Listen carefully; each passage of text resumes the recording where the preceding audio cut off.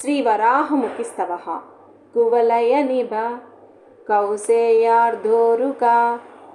मुकुटोज्ज्वाला हाला मुसलनी सद्भक्तेभ्यो वरा भयदायिनी कपिलनयना मध्ये क्षमा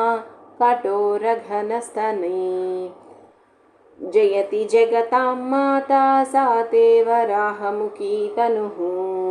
तरति विपदो घोरा दुरात् परिह्रियते भयं स्खलितमतिभिर्भूतप्रेत्यै स्वयं व्रियते श्रिया क्षपयति रिपुनिष्टे वाचां रणे लभते जयं वसयति जगत्सर्वं वाराही यत्स्वयि भक्तिमान् स्तिमितगतया सीदध्वजा परिच्युता हेतयः क्षुभितहृदया सद्यो नस्य दृशो गलितौजसाः भयपरवसा भग्नोत्साहा पराहतपौरुषा भगवती पुरस्त्वद्भक्तानां भवन्ति विरोधिनः किसलयं मृदुहस्तता क्लिश्येत कन्दुकलीलया भगवती महाभारा क्रीडा सरोरुहामेवते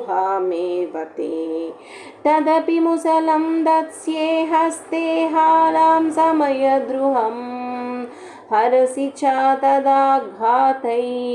प्राणानहो तव साहसम् जननि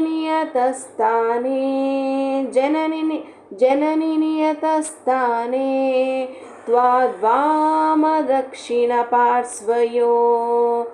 पार्श्वयोर्मृदु भुजलता मन्दोक्षेप प्रवातित चामरे सततमुदिते गुह्योचारद्रुहां रुधिरासवैरुपशमयतां शत्रून् सर्वानुभे मम दैवते हारतु दुरितं क्षेत्रादिसह श्वासासनविद्विषां रुधिरमधिरामत्तः प्राणोपहारबलिप्रिया अविरतचतुर्वादंश्चोस्तिकोटिरटन्मुखो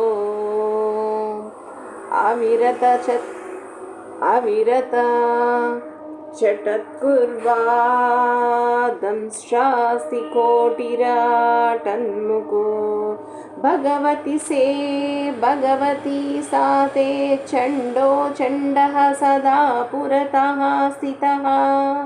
क्षुभितमकरैर्वीचिहस्तोपरुद्ध परस्परैश्चतुर्दादिभिः क्रान्ता कल्पान्तदुर्लिलोतोदकैः जननि कदमुत्तिष्ठेत् पातालसर्पबिलादिला तव तु कुटिलेदंष्ट्राकोटिना चेदवलम्बनं तमसि बहुले शून्याटव्यां पिशाचनी साचर प्रमदकलाहे चोरव्याघ्रोरगद्वीपसङ्कटे क्षुभितमनसा क्षुद्रसैकाकिनोऽपि कुते भयं सकृदपि मुखे सकृदपि मुखे मातस्मा सन्निहितं यदि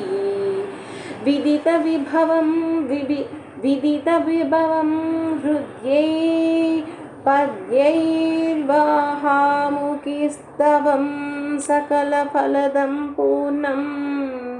मन्त्राक्षरैरिममेव या